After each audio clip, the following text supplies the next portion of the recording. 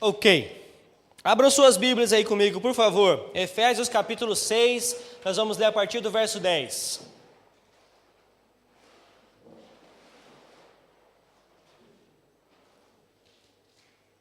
Efésios 6, a partir do verso 10.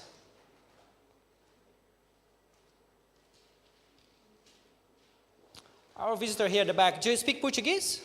No? Don't you want to put your headphones? Then you can understand what I'm saying. Are you sure?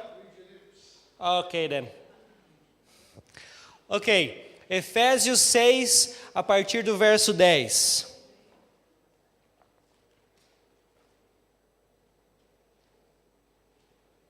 Todos encontraram? Ok. Finalmente, fortaleçam-se no Senhor e no seu forte poder. Vistam toda a armadura de Deus para poderem ficar firmes contra as ciladas do diabo. Pois a nossa luta não é contra seres humanos, mas contra os poderes e autoridades, contra os dominadores deste mundo de trevas, contra as forças espirituais do mal nas regiões celestiais. Por isso, vistam toda a armadura de Deus, para que possam resistir no dia mau e permanecer inabaláveis depois de terem feito tudo. Assim, mantenham-se firmes, cingindo-se com o cinto da verdade, vestindo a couraça da justiça e tendo os pés calçados com a prontidão do evangelho da paz. Além disso, usem o escudo da fé, com o qual vocês poderão apagar todas as setas inflamadas do maligno. Usem o capacete da salvação e a espada do Espírito, que é a palavra de Deus. Orem no Espírito em todas as ocasiões, com toda oração e súplica. Tendo isso em mente, estejam atentos e perseverem na oração por todos os santos. Amém. Senhor Deus, fale conosco mais uma vez, Senhor, através da Tua palavra essa noite. Pai, obrigado, Senhor, pela liberdade que nós temos de estarmos aqui, louvando o Teu nome e, Senhor, lendo a Tua palavra e estudando a Tua palavra, Senhor. Obrigado, Pai, por cada um de nós que estamos aqui essa noite. Obrigado, Senhor, porque o Senhor tem cuidado de nós, como nós cantamos aqui essa noite. O Senhor tem compromisso com a Tua palavra. O Senhor não tem compromisso com o que nós queremos ou com o que nós falamos, mas o Senhor tem compromisso com a Tua palavra. Que a Tua palavra esteja, Senhor, nas nossas bocas, nas nossas mentes e nos nossos corações todos os dias, Senhor.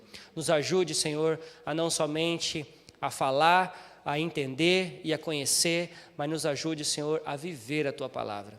Em nome santo de Jesus, nós louvamos o Teu nome, nós bendizemos a Ti, que é o nosso Senhor. Obrigado, Pai, em nome de Jesus. Amém. Amém. Ok, na semana passada, vocês se lembram que nós aprendemos com a epístola de Judas, nós somos encorajados a permanecermos firmes na fé do Senhor Jesus Cristo, e também aprendemos a como identificar, como sabermos lidar com certos inimigos, né? Esses inimigos, esses falsos mestres que se infiltram no seio da igreja e que propagam ensinamentos que na verdade não condizem com a palavra do Senhor. Nós precisamos estar atentos a essas coisas. Hoje, nós vamos olhar para a epístola de Efésios, especialmente nesses versos que nós lemos aqui, a partir do capítulo 6, do verso 10, e vamos analisar uma outra advertência, dessa vez do apóstolo Paulo, acerca da guerra que todos nós estamos inseridos, queira você ou não. Nós estamos em guerra. Amém? Amém. Nós estamos em guerra. E essa guerra não é só uma guerra civil que vocês têm visto por aí. Não é só uma guerra entre países, não é só uma guerra entre pessoas, não é só uma guerra entre poderes, mas é também uma guerra espiritual. Paulo diz que nós precisamos estar atentos a isso. O próprio Senhor Jesus nos advertiu acerca disso, e nós precisamos estar atentos a isso. Nós vamos falar dessa batalha que eu e você estamos envolvidos, e acerca de alguns cuidados que nós precisamos tomar. Então nós precisamos começar conhecendo quem é o nosso inimigo. Paulo diz aqui que o nosso inimigo não são as pessoas. Os nossos inimigos são principados e potestades nas regiões celestiais. Nosso inimigo é o diabo, é Satanás, é o maligno, o pai da mentira. Esse é o nosso inimigo. Os nossos inimigos não são nossos irmãos, não são nossas esposas, nossos esposos, por mais que às vezes nós tenhamos dificuldades com eles, mas eles não são nossos inimigos. A coisa é muito mais séria do que a gente pensa, gente.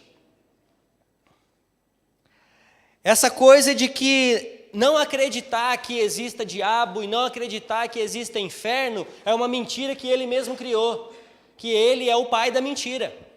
Essa coisa das pessoas dizerem que isso não existe, ou aquilo não tem, ou que essa coisa inventada por pastores, para que você tenha medo, para que você ande na linha, porque senão você vai ser punido por isso, por aquilo e por aquilo outro. São coisas que as pessoas falam aí fora, mas isso não é o que a palavra do Senhor diz.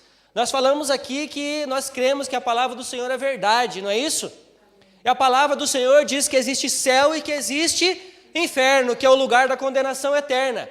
E a palavra do Senhor disse também que se você andar de determinada maneira, você vai para um lugar. E se você andar de determinada outra maneira, você vai para esse outro lugar. A palavra de Deus nos ensina isso. Então isso não é coisa de homem, isso é coisa do Senhor. Isso não foi homem que inventou, isso é a Bíblia que diz. Não é homem que inventou que nós estamos num tipo de uma batalha, muitas vezes invisível sim, mas não deixa de ser uma batalha. Não é à toa que a Bíblia diz que nós somos exército de Cristo. Se nós somos exército de Cristo, isso quer dizer que nós estamos guerreando por Cristo, contra as forças malignas. Coloca para mim lá, Samuel, por favor, o PowerPoint. Nós vamos falar hoje de algumas coisas. E Paulo muitas vezes usa nesse sentido figurado aí, a imagem do soldado, assim como ele usa o esporte, quando ele diz que nós somos corredores, que nessa corrida para a vida eterna nós precisamos chegar lá, não importa chegar em primeiro, não importa, mas que nós cheguemos lá, que nós não desistimos, nós não podemos desistir no meio do caminho. Paulo também usa muito essa metáfora do soldado, que naquela época, como romano que ele era muito comum para ele. Ele tinha essa ideia do soldado romano. Tava bom, né? Tá ligado. Então ele tinha essa ideia aí do soldado romano, e ele coloca o crente como um soldado de Cristo. Não é isso? Então nós vamos usar isso aí. Agora, algumas coisas que nós podemos analisar, enquanto os meninos vão tentando colocar lá, é que além de conhecer o nosso inimigo, saber com quem estamos lutando, existem algumas ciladas que muitas vezes ele mesmo coloca para a gente poder tropeçar. Uma delas é como nós, quando nós o subestimamos. Nós achamos que ele não tem problema nenhum, que está tudo bem com ele. Nós não podemos subestimar o inimigo. Nós não podemos subestimar o inimigo. Vocês estão me ouvindo? Muitas vezes nós nos julgamos muito espirituais, nada pode nos atingir, né? Nada pode com a gente. Em alguns lugares, aqui não é a nossa prática, mas em alguns lugares por aí, né? Eles expulsam, chamam pelo nome, manda o diabo vir, manda sair, manda voltar. Quer dizer, nós precisamos tomar cuidado com essas coisas. Ok? Então, o nosso inimigo, sim, ele tem poder, sim, e ele está, como diz a palavra, como leão, bramando ao derredor, esperando a quem possa devorar. Nós precisamos estar atentos a isso. E nós, muitas vezes, estamos achando que nós estamos aqui para nos divertir. A vida é boa, graças a Deus, é muito boa mesmo. Mas a vida é para ser levada, é para ser vivida, e eu vou aproveitar a vida. E o diabo está aí ao redor, esperando a quem possa devorar. E nós estamos achando que nós estamos aqui brincando. Gente, o crente não está aqui de brincadeira, o crente está aqui em batalha. Nós estamos aqui em batalha espiritual. Nós não podemos brincar. Outro problema é também superestimá-lo. Da mesma maneira que nós não podemos subestimar o inimigo, subestimar quer dizer não dar importância, não dar valor, nós não podemos superestimar. Achar que, como eu já ouvi alguém dizendo uma vez, que o Senhor venceu essa batalha aos 47 do segundo tempo. Usando uma metáfora aqui do futebol. Sabe quando sai aquele golzinho aos 47 do segundo tempo, aquele golzinho sofrido? Pois é, não foi assim que o Senhor venceu essa batalha. E diga-se de passagem, as pessoas pensam que o Senhor ainda vai vencer a batalha, quando a Bíblia nos ensina que o Senhor já venceu a batalha. O diabo já está derrotado. E vocês entenderam isso? O diabo já está derrotado. O Senhor já venceu a morte, o Senhor já venceu o diabo na cruz do Calvário. Mas isso é coisa do Senhor com o diabo. Agora, ele continua por aí tentando tragar quem ele pode, já que com o Senhor ele não pôde, ele tenta, o que ele tenta fazer então? Destruir a igreja dele. Presta atenção, gente. O diabo traçou uma guerra contra o Senhor Jesus. E com o Senhor Jesus ele não conseguiu. Vê se você consegue entender isso comigo. Com o Senhor Jesus ele não conseguiu e não vai conseguir nunca. Então ele tenta destruir o quê? A coisa que é mais importante para o Senhor Jesus, que é a noiva dele. Quem é a noiva do Senhor Jesus? É a igreja. Então quando o diabo, quando o inimigo não consegue te afetar, ele tenta quem? Aqueles que você mais ama. Aqueles que estão mais próximos de você. Não é isso? É do mesmo jeito. O diabo não pode com o Senhor Jesus, então ele tem que tentar alguém ou alguma coisa que seja muito próximo a ele. Quem melhor do que a noiva dele? Vocês entenderam isso? Então, mas nós não podemos dar esse valor estimado a ele. Gente, tem igrejas, tem lugares que a gente ouve que é muito mais falado em nome do diabo do que de Jesus. Parece até que é uma adoração a ele. O culto gera em torno dessas coisas. O culto não gera em torno da palavra de Deus. O culto não gera em torno de adorar o Senhor, mas gera em torno de demônios, de principados, de potestades, de maligno, de não sei o que das quantas. E é todo o tempo falando só disso. E aí no final do culto eles dizem assim, em nome do Senhor Jesus, amém. Acabou. É a única hora que fala do Senhor Jesus. Então nós precisamos tomar cuidado com isso também. Nós precisamos estar aqui, vocês estão vendo que tem aqui um balance? Não é nem muito para menos e também nem muito para mais, mas nós precisamos conhecê-lo. Tem uma dor de cabeça? Satanás. Quando a medicina nos ensina e já diz, fala, toma um paracetamol que melhora, amigo. Vai sair de casa, furou o pneu do carro. Não quer que eu vou. Aí você já aproveita, está com preguiça mesmo. Ah, não vou mesmo. Já é Deus falando comigo, fica em casa. Quando se você tivesse tirado aquele preguinho que você viu lá embaixo da roda, resolveria o problema também. Né? Então são essas coisas em que a gente fica atribuindo muitas vezes, e aí a gente fica também nessa coisa de uma certa neurose quando acontece alguma coisa com a gente. Precisamos tomar cuidado com isso. Veja bem, existe aqui algumas coisas que a gente precisa prestar atenção. No verso 12, diz que, mais uma vez repito, a nossa briga, a nossa luta, a nossa batalha não é contra seres humanos. Amém? Nossa batalha não é contra seres humanos, mas contra poderes e autoridade, contra as forças espirituais. Muitas vezes nós estamos armados até os dentes para guerrear contra o nosso irmão. Nós vamos para uma conversa que talvez seja um pouco mais séria, talvez essa conversa seja um pouco até mais ríspida, por que não? Mas nós vamos armados até o dente. E nós gastamos toda a munição com quem não tem que gastar. Né? E muitas vezes nós esperamos algo e na verdade o que vem não é bem aquilo. Ou a gente quer falar porque a gente quer falar, né?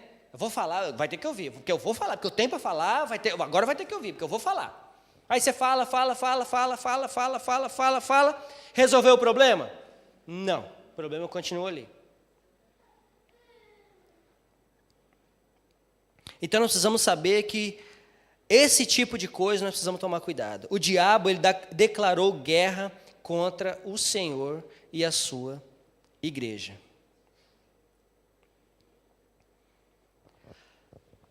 O Senhor disse que aquele que não está comigo é contra mim.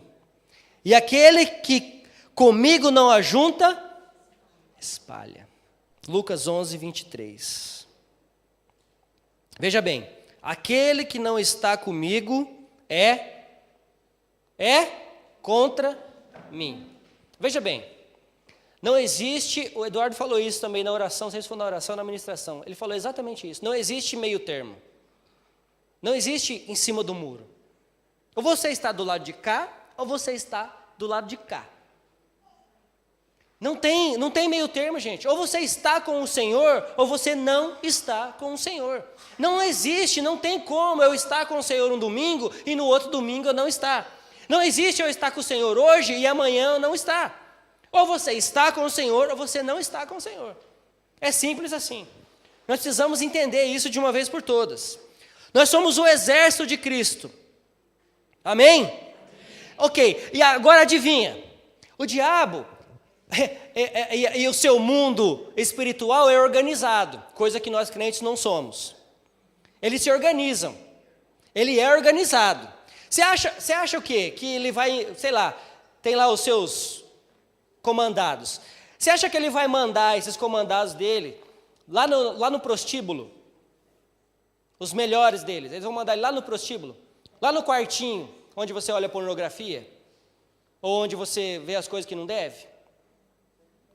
Ele vai mandar lá na boate, lá na festa? Não, lá está fácil. Ele vai mandar os melhores e mais poderosos para atacar quem? A igreja. A igreja. É por isso que a Bíblia nos adverte: orai sem cessar.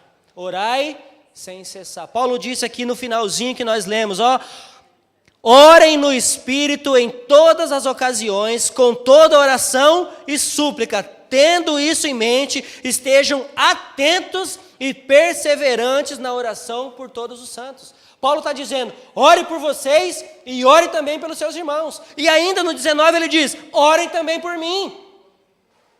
Ele está dizendo, orem, igreja, ore. Esteja em oração, esteja em batalha espiritual o tempo todo. Pode colocar lá em cima agora, por favor, deu certo? Ah lá, já está lá, obrigado.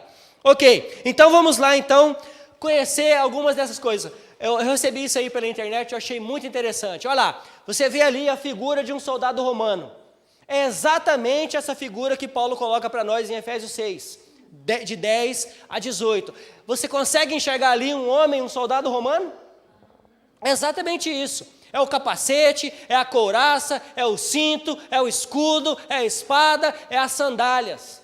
Exatamente isso. E para cada uma dessas coisas, Paulo dá uma explicação, o que significa cada uma dessas coisas. Nós vamos falar sobre elas aqui. Amém?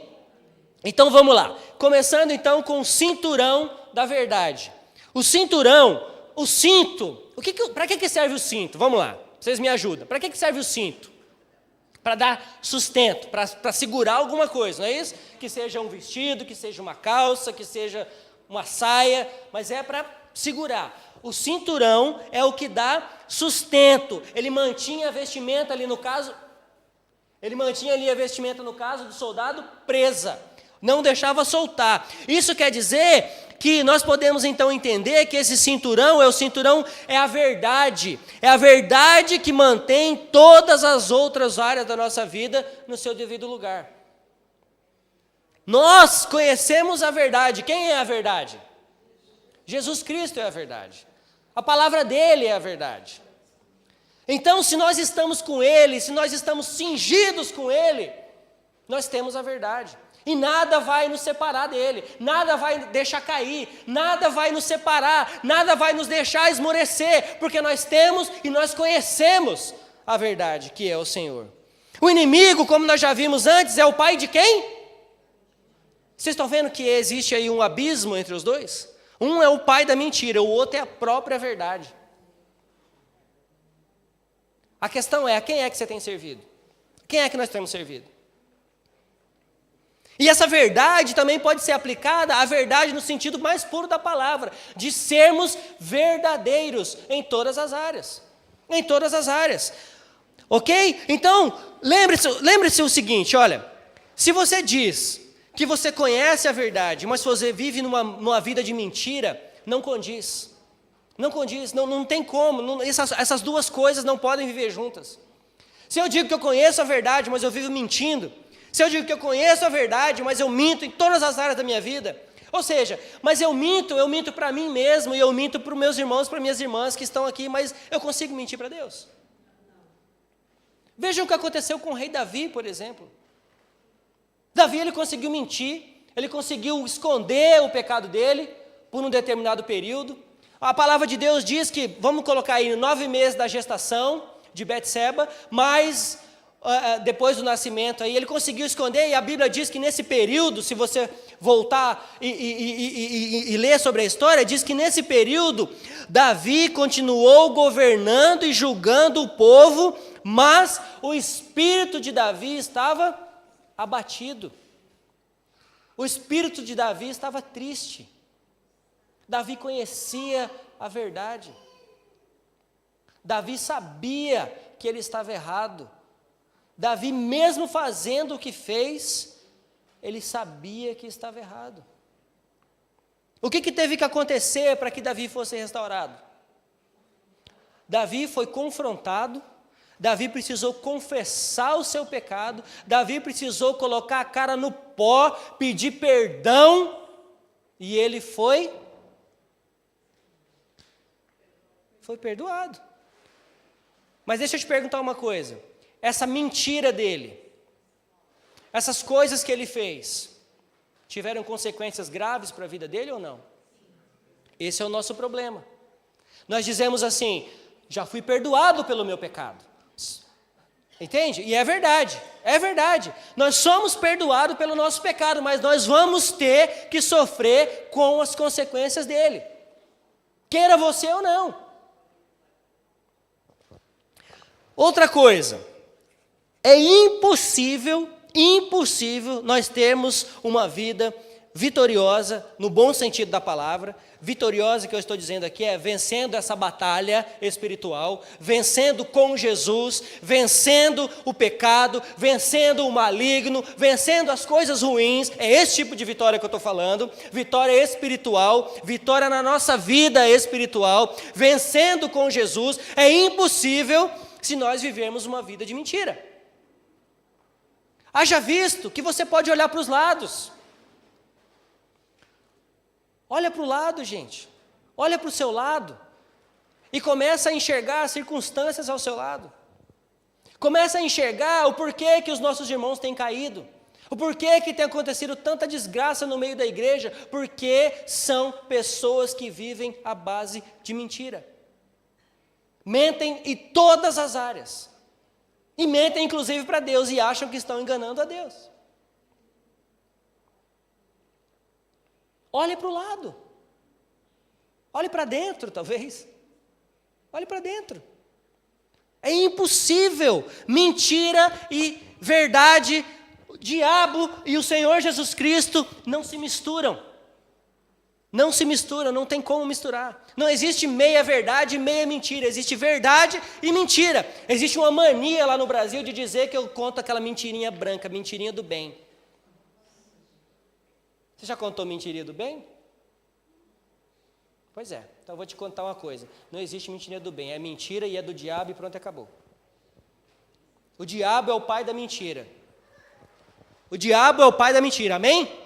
Então vamos aprender com isso. Ok, então nós precisamos estar equipados com o cinturão da verdade, em todas as formas ou de todos os jeitos que você pode entender o que é essa verdade. A verdade, vivermos na verdade que é o nosso Senhor e a palavra dele. Amém? Nós podemos até nos entristecer, mas nós andamos de cabeça erguida. Nós podemos até nos abater, mas nós não seremos derrotados. Nós podemos até sair machucados, mas nós não seremos mortos. É batalha. É batalha. Couraça da justiça. Era como se fosse um colete. Olha lá, é um colete que pega do pescoço até a cintura. O que esse colete aí protegia?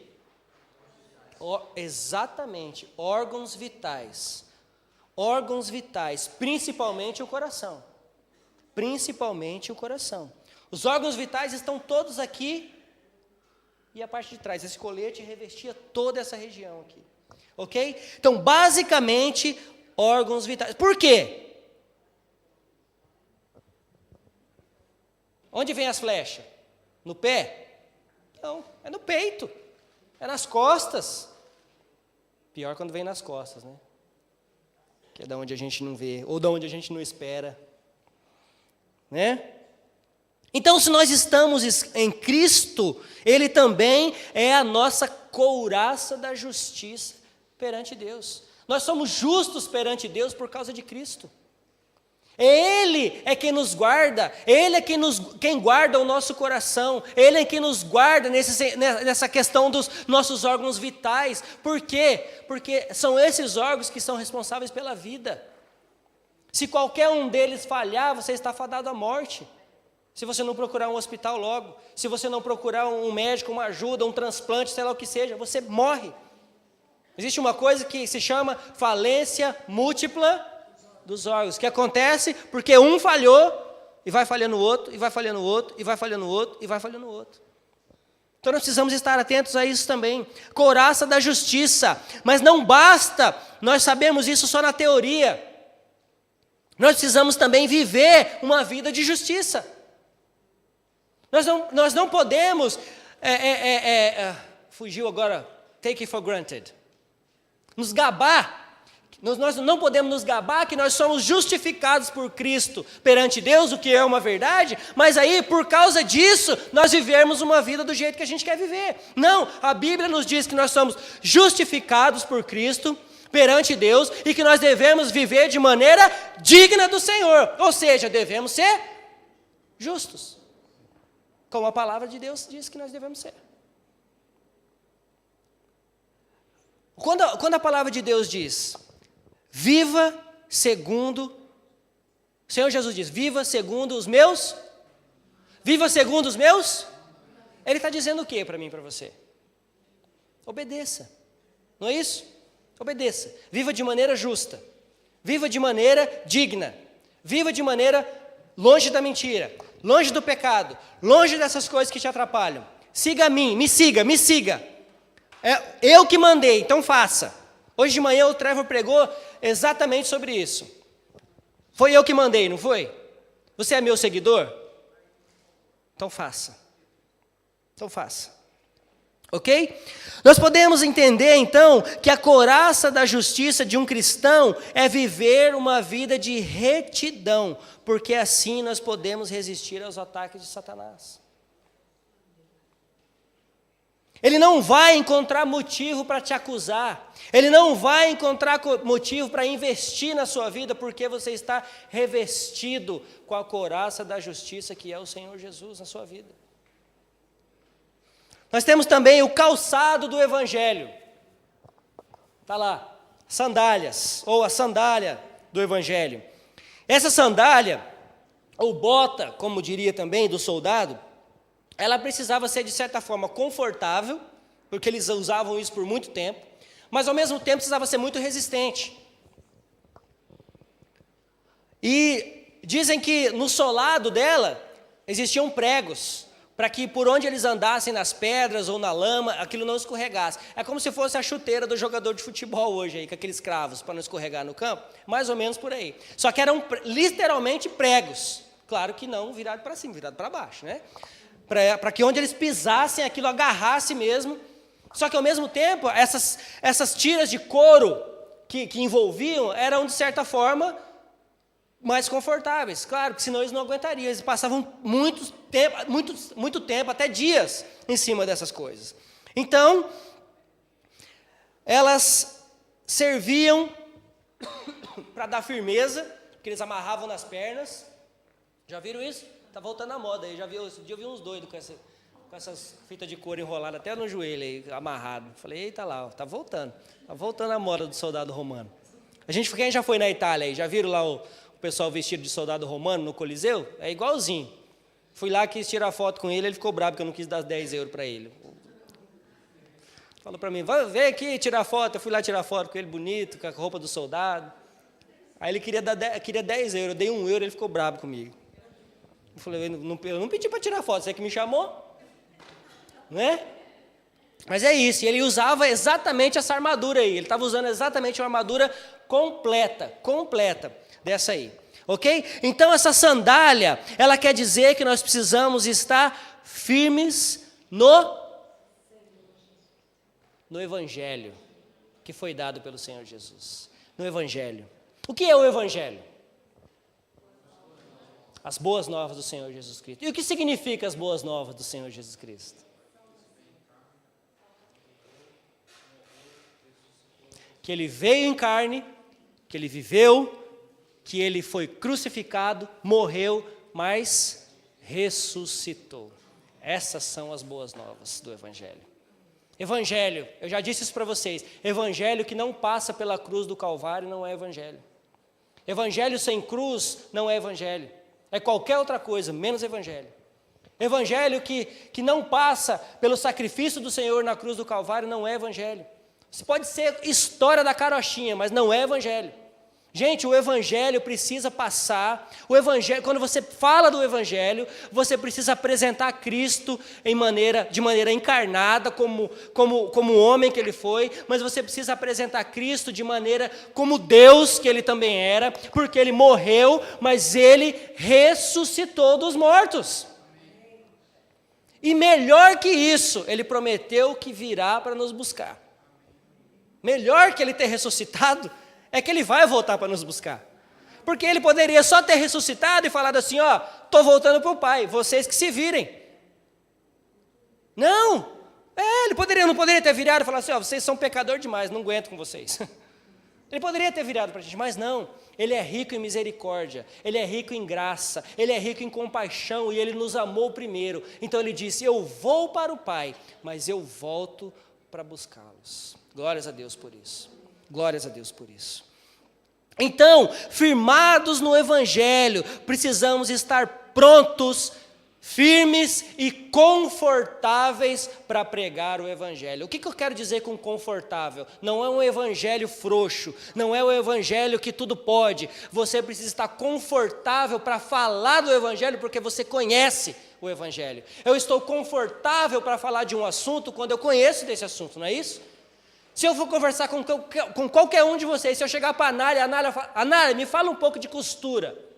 A Anália, ela vai estar confortável para falar de costura, porque ela sabe do que ela está falando.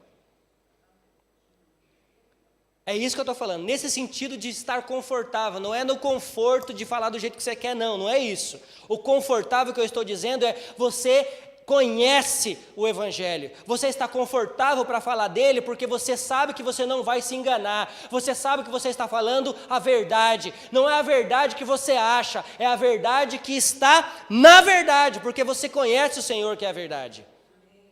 Não basta conhecer a verdade, você tem que falar, você tem que viver essa verdade. É aí onde está o nosso problema muitas vezes. Nós achamos que quem é chamado para falar essas coisas é pastor, evangelista, líder da igreja. Eu não. Não. O Senhor Jesus chamou todos, vão e preguem. Preguem o quê? O Evangelho. Para quem? Para toda criatura. Onde? Em todos os lugares. Em todos os lugares. Ou seja, se Ele mandou, nós obedecemos. Hoje de manhã alguém falou comigo, poxa, eu gostaria de falar mais do Evangelho. Eu falei, ora e peça a Deus para que Ele te dê oportunidades para isso. Ore e peça a Deus para que Ele te dê oportunidades para isso. Como? Não sei, no seu trabalho, no seu convívio, onde quer que você esteja, ore e peça que Ele te dê oportunidades para isso. Amém? Mas como, pastor? Eu falei, aí é com você, amigo, não sou eu, não estou com você o tempo todo. não estou com você o tempo todo. Não estou com você, caminhando com você o tempo todo. Você tem que dar seus pulos, tem que se virar. Amém? Vamos lá então. O escudo da fé. O escudo não era aquela coisinha redondinha com uma estrela, que nem a do Capitão América, não, que você deve estar achando aí. Não. O escudo era um pedaço de madeira de mais ou menos 1,20 m de altura e 75 centímetros, acho que mais ou menos assim, de largura.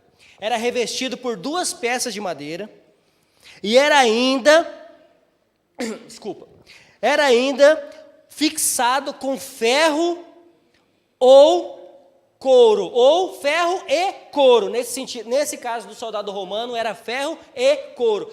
2 folhas de madeira, mais ferro e couro. Imagina o peso que aquilo não tinha. Imagina o peso que aquilo não tinha de você ter que segurar ele no braço aqui. E a Bíblia diz, a palavra nos disse aqui, que esse escudo, ele nos livra do quê? Das setas inflamadas do inimigo, exatamente. Esse escudo, ele era e tem que ser muito resistente.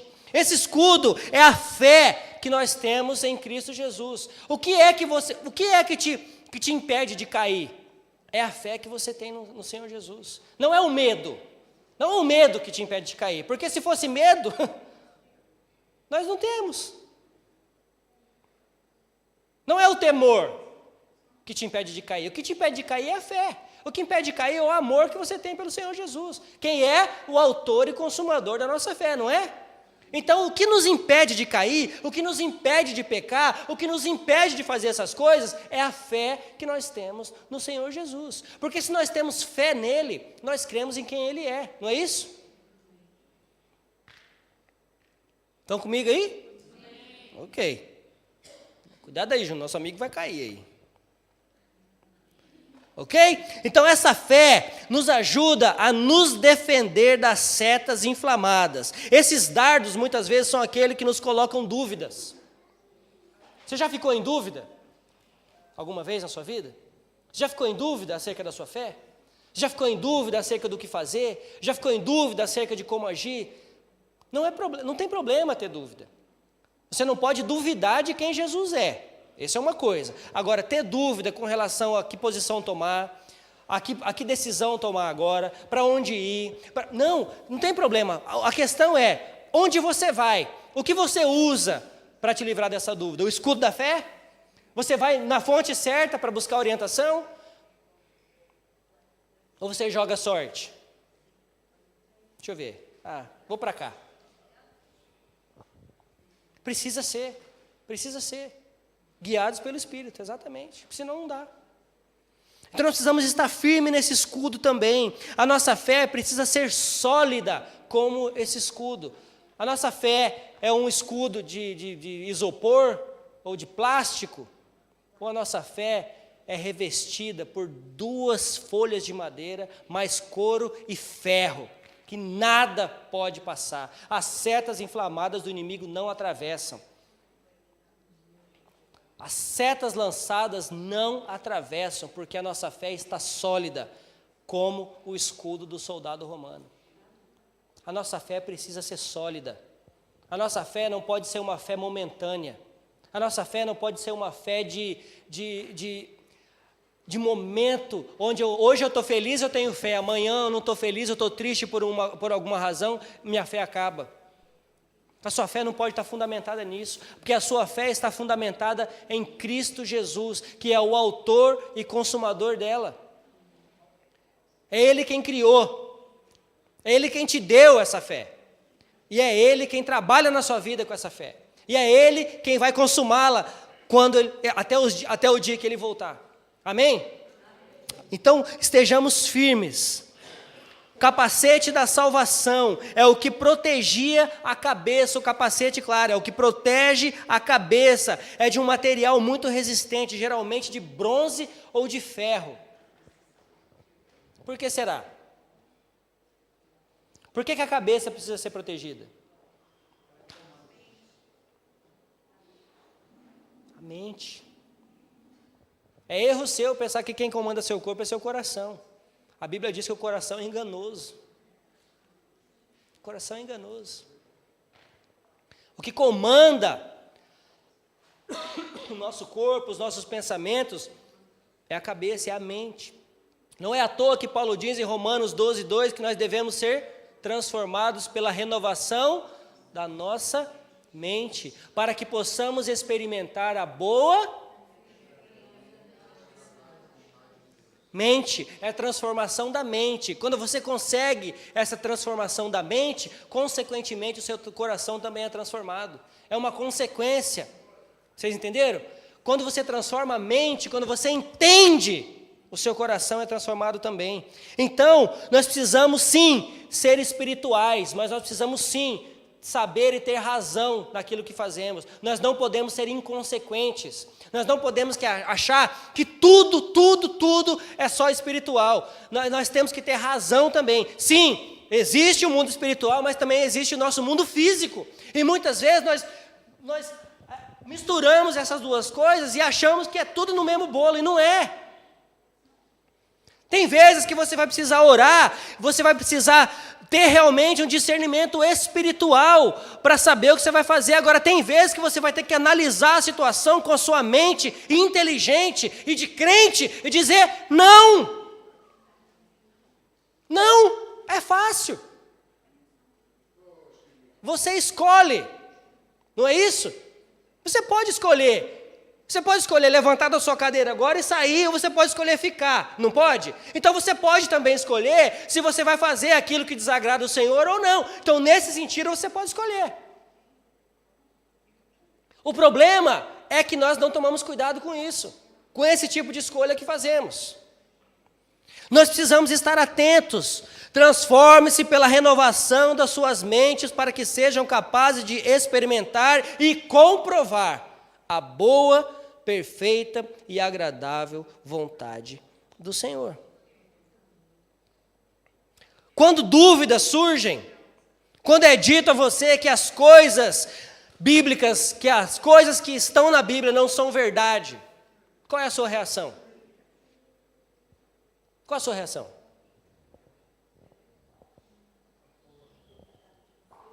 Qual a nossa reação quando a pessoa chega em mim e fala: olha, o que você está dizendo não é verdade?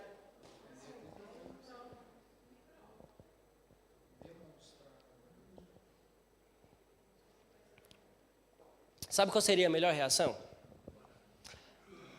Ah, obrigado, irmão. Ora. E muitas vezes não vai ser uma discussão, ou não vai ser num confronto que você vai provar se isso é ou não é verdade para outra pessoa. O que importa é que isso é uma verdade para você. O que precisa importar é que eu creio nessa verdade. Se a outra pessoa vai crer, aí já não é comigo. Eu preciso plantar a semente, quem dá o crescimento é quem? Então, se a outra pessoa vai crer ou não vai crer, ou se vai viver ou não vai viver, não é problema meu. Eu tenho só que lançar a semente. Eu tenho que falar da verdade. Se ela vai acreditar ou não, se ele vai acreditar ou não, não é problema meu. E muitas vezes o nosso problema é exatamente esse. Nós achamos que é nós que colocamos na cabeça da pessoa. Nós queremos... Quantas vezes você já falou isso? Nossa, eu queria era rachar para ver se entra lá dentro. Quantas vezes já falou isso? Nós falamos, por quê? Porque nós queremos tanto que essa pessoa enxergue a verdade assim como nós um dia enxergamos, que essa pessoa siga essa verdade assim como nós seguimos, que nós queremos literalmente rachar a cabeça, de preferência com machado, né? Para abrir mesmo, para ver se coloca lá dentro, mas depois fecha de novo. Não é isso? Outra coisa, espada do Espírito, a palavra de Deus. Dentre todos esses itens, é o único que serve para defesa e para ataque. Reparem, a única coisa que existe na armadura do soldado romano que serve para defesa e para ataque é a espada. E o que é a espada do Espírito? A palavra do Senhor.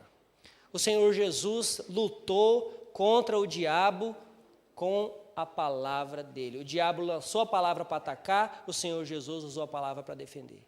O diabo usou a palavra para atacar, o Senhor Jesus contra-atacou com a própria palavra.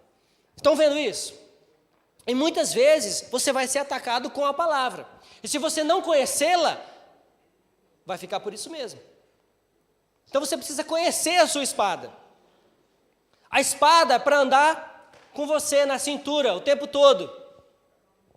A espada não é para ficar na cabeceira da sua cama e você só pegar de novo domingo que vem para vir para a igreja. Não, é o tempo todo. Você tem que estar afiando a sua espada o tempo todo, afiando a sua espada. Ó, isso aqui é afiar a espada. Ó a minha espada como é que está velha. Vou ter que pegar outra. Porque está caindo até as páginas já. Porque eu uso. Pastor Kleber tem umas 15 espadas. É, pastor Kleber? Tem umas 15. Cada domingo ele aparece com uma espada nova aqui. Glória a Deus. É sinal que está afiando bastante a espada dele. Glória a Deus por isso. É isso, gente. Nós precisamos estar atentos e com a nossa espada sempre em punho. Para nos defender e para atacar no momento certo. A palavra do Senhor. Ela nos exorta. Ela nos ensina, ela nos guia, ela serve de defesa da nossa fé e ela também serve de ataque, no bom sentido. Não é para ferir nem machucar ninguém, é atacar com a palavra, quando alguém te confronta com a palavra usando uma mentira. Sabe aquela história do usar o texto fora do contexto para usar como pretexto? Exatamente, quando alguém fizer isso com você, você se volta para a palavra e diz, não é isso que a palavra diz. É sim? Não, não é não. Sabe por quê? Porque eu sei o contexto dessa palavra. O contexto desse texto não quer dizer isso que você está dizendo. Nós precisamos conhecer a nossa Bíblia. Nós precisamos estudar a nossa Bíblia. É isso que as mulheres estão fazendo, é isso que nós fazemos nos cultos dos lares, é isso que nós precisamos fazer. O tempo todo, nós precisamos estudar a palavra do Senhor. Precisamos conhecer. A Bíblia diz acerca dela mesma que ela vai tão profundo quanto espada de dois... Corta dos dois lados e vai profundo. Quão profundo tem ido a palavra do Senhor nos nossos corações? Quão profundo ela tem ido nas nossas vidas? Quão profundo ela tem transformado as nossas vidas? Que bom seria se nós fôssemos assim, tão metódicos com a palavra do Senhor como nós somos com o jornal da manhã, com o Facebook, com o Instagram, que eu tenho que olhar pelo menos umas 350 mil vezes por dia. Seria tão bom se a gente fosse metódico assim com a palavra do Senhor. Quem é que não gosta de ficar bem informado? Todo mundo gosta de ficar bem informado. Eu também leio jornal toda manhã. Eu leio jornal também. Quero ficar bem informado. Mas e com relação à palavra de Deus, nós fazemos isso também? Ou o que vale é só as notícias do mundo, falar mal do Lula, do PT... Que é só isso que você vê. Parece uma propagação de ódio no Facebook, né? E detalhe, 80% das pessoas que eu tenho no meu Facebook são crentes. É uma propagação de ódio, assim. Tudo bem, eu também não concordo. Só que, sinceramente, eu oro, quando eu oro, e eu já falei isso para vocês, que nós temos sim que orar pelo nosso país, nós estamos aqui longe, mas eu continuo sendo brasileiro, você também. Independente do que você... Do passaporte, da cor do passaporte que você tenha. Nós precisamos orar pelo nosso país para que o Senhor livre o nosso país dessas pessoas corruptas. De preferência que o Senhor os salve, para que eles possam dar testemunho e falar, olha o que eu era e olha o que eu sou hoje. Já pensou isso? Olha o que eu fui, olha o que eu fiz, e olha só no que o Senhor Jesus me transformou, olha que glória seria. Tudo bem que isso é difícil de acontecer, mas não é impossível, para Deus nada é impossível, não é isso? Só que a propagação de ódio, a propagação dessas coisas não vai resultar em nada. Só vai resultar em mais ódio. Aí você propaga ódio e eles propagam ódio contra os crentes.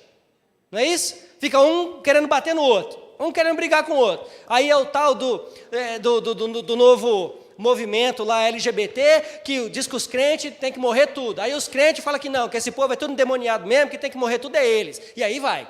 E aí fica nessa... Isso gera o quê? O que gera isso? Ódio, raiva, preconceito, só. Enquanto a palavra diz que nós temos que pregar o Evangelho. Pregar o Evangelho, só. Só isso. Se nós fizéssemos só isso, já estava bom. Gente, Alguém um dia já disse que a palavra de Deus vai te afastar do pecado. Veja bem, a palavra de Deus vai te afastar do pecado, mas o pecado vai te afastar da palavra de Deus. Vocês entendem isso? A palavra de Deus sempre vai te mostrar que você deve fugir do pecado. Porém, o pecado sempre vai te forçar a fugir da palavra de Deus. Isso é fato. Nós precisamos então usar a armadura completa. E aí agora vamos ler o verso 18. De novo.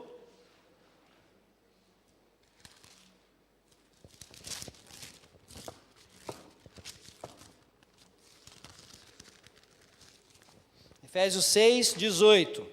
Diz assim: orem no Espírito em todas as ocasiões, com toda oração e súplica, tendo isso em mente, estejam atentos e perseverem na oração por todos os santos. Oração tem extrema importância na vida de um cristão. Nós não podemos somente dar total importância no revestimento da armadura do Senhor, mas nós precisamos também orar. A nossa importância tem que ser em todas as áreas. Na nossa cabeça, o que entra aqui, o que sai daqui, o que nós estamos pensando, o que está entrando aqui, o que está saindo daqui, o que está entrando aqui, o que está saindo daqui, como nós estamos nos portando, como nós estamos usando esse capacete, como nós estamos usando esse escudo da salvação, como nós estamos usando a nossa espada, em todas as áreas. Não dá para firmar em algumas e negligenciar em outras. Não tem como ser assim. Nós precisamos ter uma vida de oração. A igreja que não ora está fadado a ser uma igreja carnal. O crente que não ora está condenado a ser um crente carnal. Por que nós vemos muitos crentes caindo? Por que nós vemos muitos crentes desistindo da fé, abandonando a fé? Porque levam uma vida carnal. E o que eu estou dizendo de uma vida carnal? Vida carnal é vida longe de Deus. Vida carnal é viver uma vida cheia de prazeres mundanos. Vida carnal é viver uma vida longe da palavra do Senhor. Isso é vida carnal, isso é vida mundana. Nós estamos no mundo, nós vivemos no mundo, mas nós não pertencemos a ele. Amém? Então é isso. Ah, pastor, então eu não vou mais viver. Não viva. Se você está vivendo nesse tipo de vida, então não viva. Então morra para Cristo. Morra para Cristo. Eu tenho que me matar todo dia. Eu tenho que morrer para Cristo todo dia. Eu tenho que me enforcar. Eu tenho que me bater todo dia. Porque senão eu não consigo. Porque eu não consigo. Então, irmãos, que nós paremos em nome de Jesus, de brincar de ser crente. Não existe simpatizante do Evangelho. Simpatizante do Evangelho vai para o inferno. Crente no Senhor Jesus Cristo vai para o céu, morar com Ele para a eternidade. Simpatizante do Evangelho vai para o inferno do mesmo jeito que aqueles que não creem. Sinto muito dizer isso. Aliás, sinto muito nada, eu glorifico a Deus por dizer isso. Simpatizante do Evangelho está em cima do muro. Uma hora eu gosto, outra hora eu não gosto. Uma hora eu faço, outra hora eu não faço. Quando me convém, eu sou crente. Quando não, eu não sou. Isso é simpatizante do Evangelho. A palavra do crente tem que ser sim, sim e não, não. Que em nome de Jesus nós possamos ter uma vida de oração. Precisamos ter uma vida de oração. Um pastor um dia deu um testemunho chorando de uma igreja de 1.200 membros. Uma igreja de 1.200 membros. Fizeram uma reunião de oração. Sabe quantos membros tinha? 2. O pastor e mais um. 1.200 membros. É por isso que a igreja não vai para frente, não cresce. E quando eu estou dizendo isso, eu não estou falando em números, não estou falando em popularidade, eu estou falando em vida espiritual. Amém? Então, quando a igreja ora, o Espírito Santo se manifesta. E à medida que o Espírito Santo se manifesta, a igreja prega a palavra com poder. E quando a igreja prega a palavra com poder, almas são convertidas. Oração, Espírito Santo, pregação do Evangelho é igual a almas convertidas ao Senhor. Amém? Então estejamos atentos a isso. Então, se nós já conhecemos quem é o inimigo, se nós já sabemos que nós devemos nos revestir da armadura de Deus, nós precisamos também ter uma vida de oração. Qual será então a nossa resposta a esse apelo do apóstolo Paulo essa noite? Qual será a nossa resposta a esse apelo? Vistam-se, cinjam-se da armadura de Deus. Vistam-se, usem. Amém? Amém? Vamos levantar e vamos orar?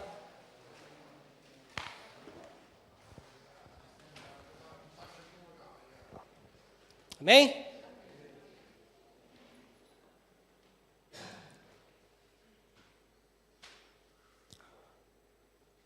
Senhor Deus, em nome de Jesus, nós pedimos, ó Pai, que o Seu nome seja glorificado, Senhor, através das nossas vidas, da nossa maneira de falar, da nossa maneira de andar, da nossa maneira de viver, da nossa maneira de vestir, da nossa maneira como nós nos comportamos no trabalho, na escola, em qualquer lugar que nós estejamos, Senhor. Senhor, que nós possamos não ser crentes somente quando vamos à igreja ou quando vamos a um culto, Senhor, mas que nós possamos ser crentes em todos os momentos das nossas vidas, Senhor. Senhor, nos ajuda, nos capacite, que possamos todos os dias realmente, Senhor, a vestir a Sua armadura, a usar, Senhor, essas armas que o Senhor tem nos dado para nos proteger contra o nosso inimigo, Senhor Deus. Que possamos estar realmente firmes com as nossas sandálias vestidas no Teu Evangelho, Senhor Deus. Que possamos estar com o capacete da salvação, sabendo que o Senhor é dono dos nossos pensamentos. Que nós possamos ter a certeza da nossa salvação em Cristo Jesus. Que possamos estar revestidos da Sua couraça, da Sua justiça, porque perante Deus, por causa do Senhor, nós somos justos, ó Pai. Que possamos estar com o nosso escudo, Senhor Deus, preparados, em posição de guarda todo o tempo, Senhor, para que nós possamos, ó Pai, nos desvencilhar das setas inflamadas do inimigo, Senhor. Nos ajude a usar a nossa espada para glorificar o Teu nome, para nos defender sobre os ataques que sofremos, para usarmos as palavras que o Teu Espírito quer que usemos, e que haja salvação no nosso meio, Senhor. Senhor, salva essa pessoa que entrou aqui essa noite, Senhor, com essa mente perturbada, com essa mente, Senhor, muitas vezes que não está entendendo nem o que está acontecendo, mas que o Teu Espírito, Senhor Deus, em nome de Jesus, possa dar aquela paz que excede todo o entendimento, e que essa perturbação possa sair, em nome de Jesus, que esse incômodo possa sair, em nome de Jesus, e que ele possa se sentir em paz, porque ele está aqui ouvindo a Tua palavra, porque ele está aqui ouvindo o Teu Evangelho, Senhor Deus. Senhor, nós não sabemos o motivo, nós não sabemos o que trouxe aqui essa noite, mas o Senhor sabe, porque foi o Senhor quem trouxe. Em nome santo do Senhor Jesus, nós clamamos a Ti, que haja salvação para vidas aqui essa noite, Senhor Deus. Senhor, que haja restauração contigo aqui essa noite, Senhor Deus. Mas não por causa de nós mesmos, mas por causa da Tua palavra pregada, Senhor Deus. Nos ajuda, Senhor, nos ajuda todos os dias. Em nome santo do Senhor Jesus, nós clamamos a Ti e nós engrandecemos o Teu nome. Amém, Senhor Jesus. Amém.